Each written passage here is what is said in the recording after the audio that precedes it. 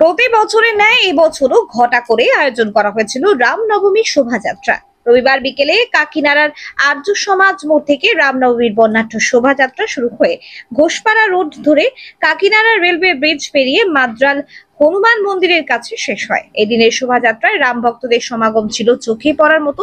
রাস্তার দুধারে দাঁড়িয়ে সাধারণ মানুষ হাত নেড়ে শোভাযাত্রায় অংশ নেওয়া রাম ভক্তদের অভিনন্দন জানালেন। রামনবমীর শোভাযাত্রায় অংশ নিয়ে প্রাক্তন সাংসদ অর্জুন সিং বলেন, আমি একজন রাম ভক্ত হনুমান। বাম জমানায় পুলিশকে ভয় করিনি, তৃণমূল জামানায় পুলিশকে ভয় করব না।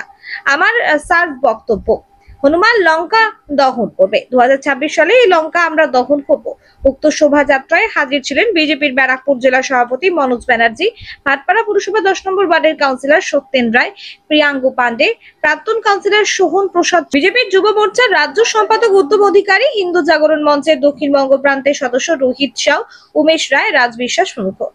ব্যারাকপুরের কাকিনাড়া থেকে বিশ্বজিৎ নাথের রিপোর্ট, বাংলা এমজি নিউজ। अरे हथियार तो निकलेगा ही। हिंदुओं का देवी देवताओं के पास हथियार থাকে, আমরা অস্ত্র আর গান সব একসঙ্গে করি।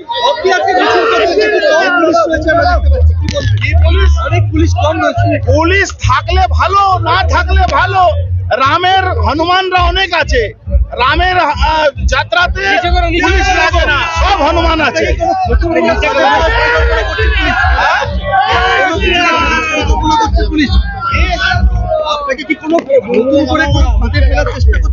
আমাকে যা ইচ্ছা তাই করুক, আমি রাম ভক্ত হনুমান আছি।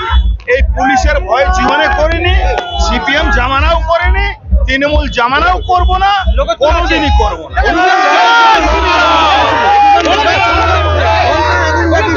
দেখুন, হনুমান তো লঙ্কা দহন করবেই, 26-এ এই লঙ্কাকে আমরাই দহন করবো।